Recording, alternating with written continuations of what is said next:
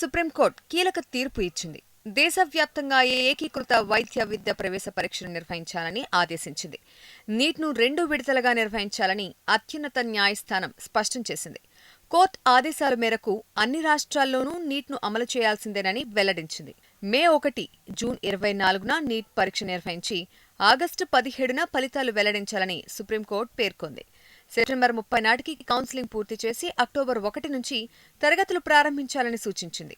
ఏడాది విద్యా సంవత్సరం నుంచే నీట్ అమలు కానుంది. అటు ఏపీలో ఎంసెట్ పరీక్ష యథాతథంగా ఉంటుందని మంత్రి గంటా స్పష్టం చేశారు. అటు నీట్పై సుప్రీంకోర్టు తీర్పును గౌరవిస్తూనే విద్యార్థులకు నష్టం జరగకుండా చర్యలు తీసుకుంటామని తెలంగాణ మంత్రి లక్ష్మారెడ్డి పేర్కొన్నారు. ఏడాది వరకు నీట్ నుంచి వెసులుబాటు కల్పించాలని సుప్రీంకోర్టుకు వెళ్లే యోచనలో ఉన్నామని తెలిపారు.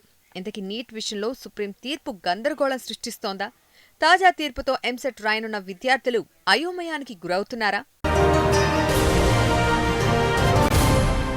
జాతీయ స్థాయిలో మెడికల్ అడ్మిషన్స్కి ఒకే పరీక్ష ఉండాలి అని ఈరోజు సుప్రీంకోర్టు ఇచ్చిన తీర్పును అనేక ఇఫ్స్ అండ్ బట్స్ మనం చూడాలి. ఎందుకు ఇఫ్స్ అండ్ బట్స్ అంటున్నామంటే, ఒకటి, దేశవ్యాప్తంగా ఒకే పరీక్ష ఉంటే ఏంటి నష్టమా లాభమా?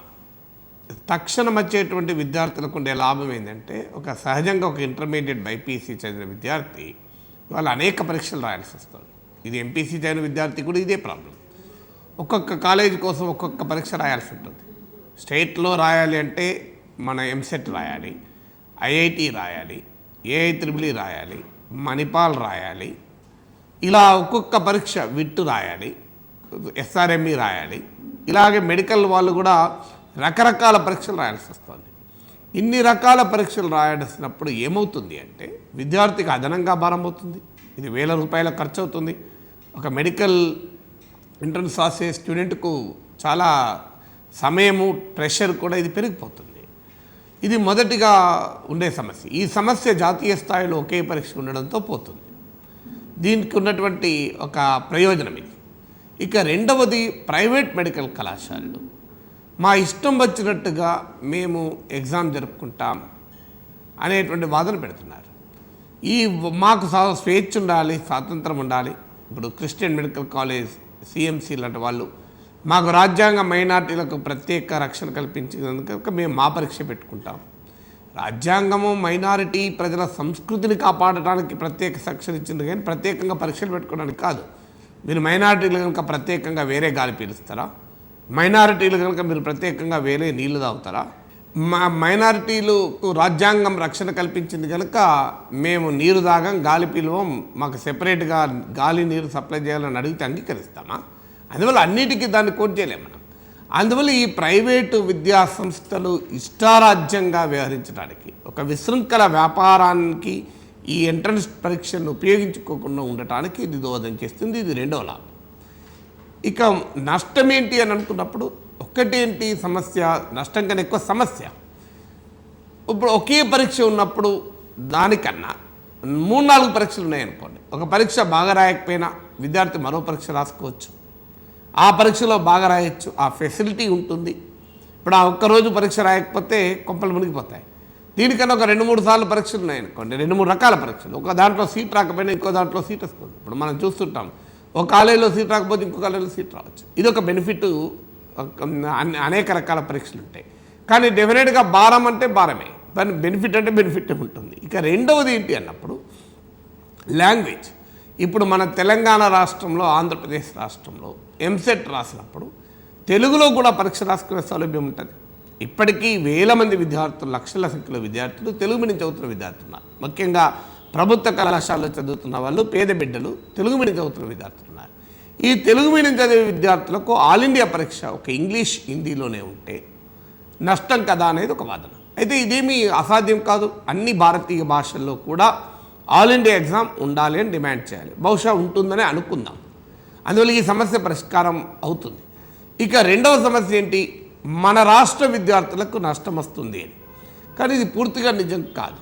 మాకు ఇప్పుడు ఆర్టికల్ 371D ఉంది కదా, మాకు జోనల్ సిస్టమ్ ఉంది కదా, ఇలాంటి వాదనలు కూడా వస్తున్నాయి. మాకు లోకల్ స్థానికత అనేది ఉంది కదా. ఇప్పుడు మీరు కామన్ ఎంట్రన్స్ టెస్ట్, ఇది కామన్ ఎంట్రన్స్ టెస్ట్ కానీ కామన్ అడ్మిషన్ పాలసీ కాదు. మళ్ళీ మీ అడ్మిషన్ పాలసీకి మీ పద్ధతులు ఉపయోగించుకోవచ్చు. అదొకటి. రెండవది, తెలుగు విద్యార్థులకు ఇవాళ ఉదాహరణకు తెలంగాణ, ఆంధ్రప్రదేశ్ నుంచి ఒక 10% సీట్లు 20% సీట్లు జాతీయ స్థాయిలో ఓపెన్గా నేషనల్ కాంపిటీషన్కి వెళ్తాయనుకోండి. తెలుగు విద్యార్థులు నేషనల్ కాంపిటీషన్లో ఇలా అన్ని రాష్ట్రాల నుంచి వచ్చిన 20% సీట్లలో ఎన్ని తెచ్చుకుంటారు? ఉదాహరణకు తెలంగాణలో ఒక 1000 సీట్లు, ఆంధ్రలో 1000 సీట్లు ఉన్నాయనుకుందాం. 20% సీట్లు నేషనల్ కాంపిటీషన్కి వెళ్ళిపోతాయి అనుకున్నాం.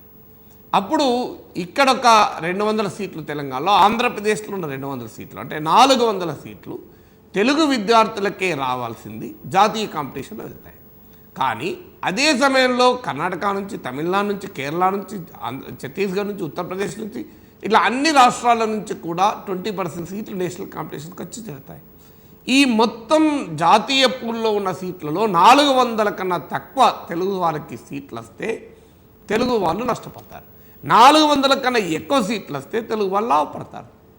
కానీ ఇప్పటివరకు మనకున్న ట్రెండ్ చూస్తుంటే ఎనీ నేషనల్ లెవెల్ టెస్ట్ చూడండి, మీరు తెలుగు వాళ్ళే టాప్లో ఉంటారు. మీరు ఏ టెస్ట్ అని తీసుకోండి. అంటే అర్థం ఏంటి? దేశంలో ఉన్న ఓవరాల్ కాంపిటేటివ్ స్పిరిట్లో చూస్తే తెలుగు వాళ్ళు వెనకలేరు.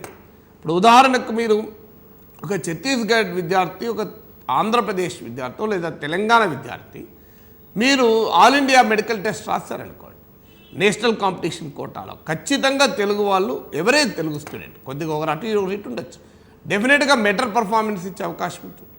అందువల్ల మన తెలుగు వారికి తక్కువ సీట్లు వస్తాయి, నష్టపోతారు, మన 20% సీట్లు పోతాయి అనుకోవడం కూడా పూర్తిగా నిజం కాదు.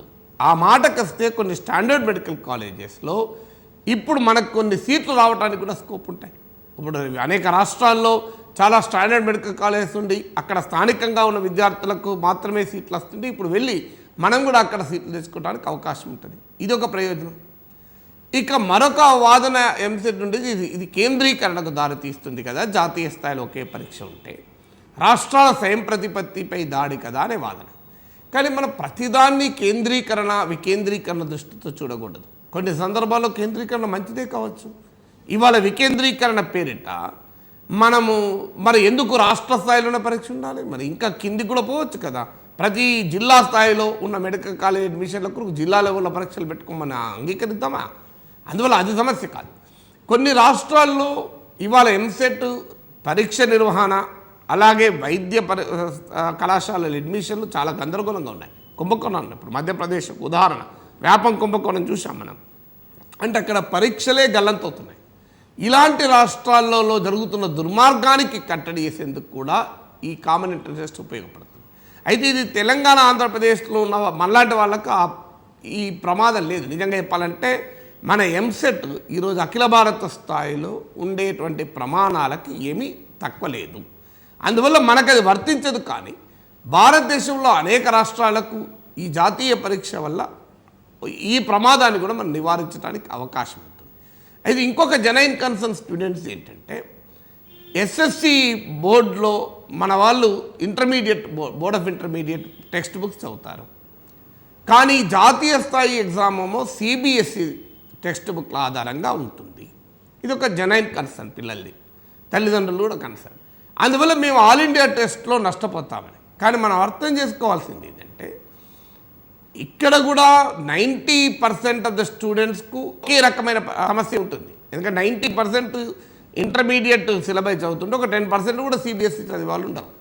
ఇంటర్మీడియట్ చదివే విద్యార్థులు అందరికీ ఇది ఛాలెంజే, ఒక్కరికి కాదు. ఇది మార్చుకోవడానికి అసాధ్యమేం కాదు. అందువల్ల మనం కోరాల్సింది ఏంటంటే ఈ అకాడమిక్ ఇయర్ నుంచే ఉండాలి అనడం కొద్దిగా తప్పే. ఎందుకంటే ఇప్పటికిప్పుడు సిబిఎస్ఈ చదివిన విద్యార్థులతో ఇంటర్మీడియట్ బోర్డులో చదివిన విద్యార్థులు పోటీ పడలేరు. ఎందుకంటే సిబిఎస్ఈ సిలబస్ ఆధారంగా ఈ ఆల్ ఇండియా టెస్ట్ ఉంటుంది. అందువల్ల మనం అడగాల్సింది ఏంటంటే ఈ ఇయర్ నుంచి కాదు, ఒక 1 year 2 years మనం అప్గ్రేడ్ చేసి, అంటే ఎస్ఎస్సి ఇవాళ బోర్డ్ ఆఫ్ ఇంటర్మీడియట్, ఎస్ఎస్సి ఈ 2 సిలబస్లను సిబిఎస్ఈ సిలబస్తో సమన్వయపరచగలిగితే అప్పుడు సిబిఎస్ఈ వీళ్ళకు ఉండే అడ్వాంటేజ్ ఇక్కడ నాన్ సిబిఎస్ఈ బోర్డులలో, ఇంటర్మీడియట్ బోర్డు, ఎస్ఎస్సి బోర్డులో చదువుతున్నటువంటి విద్యార్థులకు నష్టము అనేది ఉండదు. ఇదేం అసాధ్యం కాదు. నెక్స్ట్ అకాడమిక్ ఇయర్ నుంచి కూడా మన సిలబస్ను మారచ్చు. అయితే ఒక వాదన ఏముంటుంది అంటే, ఈ సిలబస్ కేంద్రీకరణ జరుగుతుంది, స్థానికంగా ఉండేటువంటి పరిస్థితుల్ని ఇది ప్రతిబింబించదు అనేది ఒక వాదన. కానీ ఇక్కడ మనం అడుగుతున్నది ఏంటి, ఆల్ ఇండియా లెవెల్లో ఒకే టెక్స్ట్ బుక్ ఉండాలని అనడం లేదు నేను. ఆల్ ఇండియా లెవెల్లో కామన్ స్టాండర్డ్స్ ఉండాలి అంటున్నా. అంటే మన ఒకవేళ ఉదాహరణకు మన బాటనీయో, జువాలజో, ఫిజిక్సో, కెమిస్ట్రో సిబిఎస్ఈ టెక్స్ట్ బుక్లలో చెప్తున్నటువంటి సబ్జెక్ట్ స్టాండర్డ్స్ కన్నా తక్కువ ఉంటే ఆ స్టాండర్డ్స్ అప్గ్రేడ్ చేసుకోండి. ఇప్పుడు మీరు అది ఎలా చెప్తావు, ఫైలం ప్రోటోజోవా, ఫైలం సిలెంటరేటా, సో ఇది చెప్పాలి. లేదు ఒక అటమిక్ స్ట్రక్చర్, న్యూక్లియర్ బైండింగ్ చెప్పాలి. లేదు మీరు ఏదైనా ఒక బాటనీలో, జువాలజీలో, ఫిజిక్స్, కెమిస్ట్రీలో కాన్సెప్ట్ చెప్తున్నప్పుడు, ఒక థర్మోడైనమిక్స్ చెప్తున్నావు, నువ్వు చెప్తున్నటువంటి పద్ధతి ఆయా రాష్ట్రాలు తమ తమ పద్ధతుల్లో టెక్స్ట్ బుక్ చెప్పచ్చు. కానీ స్టాండర్డ్స్ థర్మోడైనమిక్స్లో ఏ స్థాయి వరకు నువ్వు స్టూడెంట్కు చెప్తావు, నువ్వు సెల్ బయాలజీలో ఏ స్టాండర్డ్ వరకు చెప్తావు, ఇది నిర్ణయించుకోవడానికి తప్పే ఉన్నది. కామన్ స్టాండర్డ్స్ ఉంటే తప్పలేదు కదా. ఇంకొక పాయింట్ కూడా ఉంది, ఈ సైన్సెస్ మనం అర్థం చేసుకోవాల్సింది. సోషల్ సైన్సెస్కు తేడా ఉంది. మ్యాథమెటిక్స్ ఇస్ మ్యాథమెటిక్స్, 1+1=2 ఎక్కడైనా, అది తెలంగాణలోనైనా, ఆంధ్రప్రదేశ్లోనైనా, పాకిస్తాన్లోనైనా, ఎక్కడైనా సైన్స్ ఇస్ సైన్స్. మీకు తేడా ఎక్కడ వస్తుంది, లోకలైజేషన్ అనేది లాంగ్వేజెస్లో వస్తుంది, సోషల్ సైన్సెస్లో వస్తుంది. మీరు మణిపూర్లోనో, ఉత్తరప్రదేశ్లోనో జరిగినటువంటి ఒక స్వాతంత్ర సమర పోరాటంలోని ఘట్టం చెప్తావా, లేదు కొమరం భీం గురించి చెప్తావా, అల్లుడు సీతారామరాజు గురించి చెప్తావా అనేది క్వశ్చన్. అది హిస్టరీలో చాలా క్వశ్చన్ వస్తుంది. లేదు లాంగ్వేజెస్లో కొంత రావచ్చు. ఇప్పుడు Georgie Porgie went up the hill, Georgie Porgie cross the London bridge అని చెప్పిన దానికి, Georgie Porgie cross Narayanguda bridge అన్నానికి, లేదా జార్జీ పాజీ లేకుంటే రామ్ శ్యామ్ క్రాస్ ట్యాంక్ బండ్ బ్రిడ్జ్ అంటే ఆ రామ్ శ్యామ్కి అర్థమైతే వాడు ఎప్పుడోసారి జీవితంలో ట్యాంక్ బండ్ చూసి ఉంటాడు కనుక ఈ లండన్ బ్రిడ్జ్ చూడలేదు కదా. అందువల్ల లాంగ్వేజెస్లో, సోషల్ సైన్సెస్లో ఈ సమస్య ఉంటుంది తప్ప ఫిజిక్స్లో, కెమిస్ట్రీలో, బాటనీలో, జువాలజీలో దీంట్లో తేడా పెద్దగా రాదు. ఓన్లీ స్టాండర్డ్స్లో మనం సమన్వయపరచుకోవడమే. స్టాండర్డ్ సమన్వయపరచుకోవడానికి అభ్యంతరం చెప్పాల్సిన అవసరం లేదు, ఇదేమి అసాధ్యం కాదు. అందువల్ల కొన్ని కన్సర్న్స్ ఉన్న మాట నిజం కామన్ ఎంట్రన్స్ టెస్ట్లో. ఈ కన్సర్న్స్ను అడ్రస్ చేసుకోవడానికి మార్గాలు ఉన్నాయి.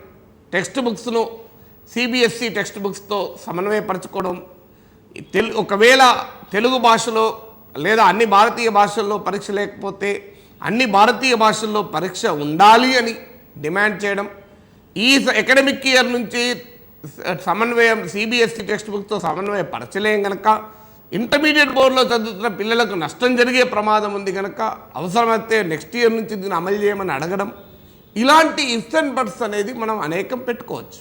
ఇవి పెట్టుకొని కామన్ ఎంట్రన్స్ టెస్ట్ను అంగీకరించవచ్చు. కానీ మొత్తమే కామన్ ఎంట్రన్స్ టెస్ట్ అవసరము లేదు, మా ఎంసెట్ ఉంది కదా అంటే అది పూర్తిగా న్యాయసమ్మతం కాకపోవచ్చేమో. దీంట్లో లాభాలు ఉన్నాయి, కొన్ని సమస్యలు ఉన్నాయి. సమస్యలను పరిష్కరించుకునేటువంటి ప్రయత్నం మాత్రం మనం చేయాలి.